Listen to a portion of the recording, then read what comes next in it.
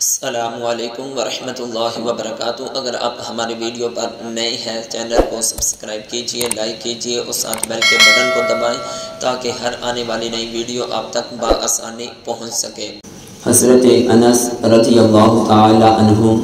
حدیث شریف کو روایت کرتے ہوئے فرمایا، کان النبی صلی اللہ علیہ وآلہ وسلم اذا اراد الحاجۃ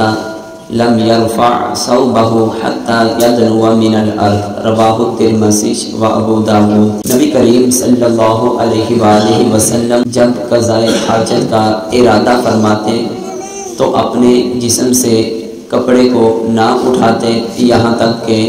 زمین کے قریب ہو جاتے کہ جب انسان بیت الخلاء میں جائے تو اس کا ایک طریقہ کار، ایک انداز میرے تعلیم کے مطابق یہ ہونا چاہیے کہ وہ اپنی جب حاجت کو پورا کرنے لگے یہ نہ ہو کہ پہلے ہی اپنے جسم سے کپڑے کو ہٹا دے، یا اٹھ گیا ہے اچھی طرح تو پھر اپنے جسم کو چھپا رہا ہے، نہیں، اپنے جسم سے کپڑا اس وقت ہٹانا ہے کہ جب تم بیٹھنے کے قریب ہو جاؤ۔ مقصد کیا؟ مقصد یہ ہے کہ اس طریقے سے تم نے قضاء حاجت کرنی ہے کہ تمہاری اپنی نظر بھی بلا وجہ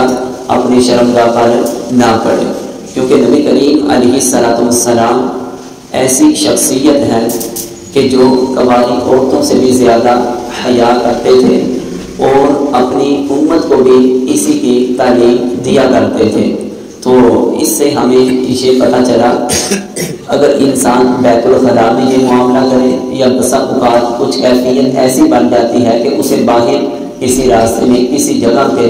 اسے یہ معاملہ کرنا پڑتا ہے تو اس سے انسان کی جو سطر ہے وہ دوسرے لوگوں کے سامنے نہیں کھلے گی، کیونکہ دوسرے لوگوں کے سامنے سطر کھولنا یہ حرام اور کبیرہ گناہ ہے۔ اللہ تعالیٰ کی ذات ہم سب کو دین اسلام سمجھنے کی توفیق عطا فرمائے۔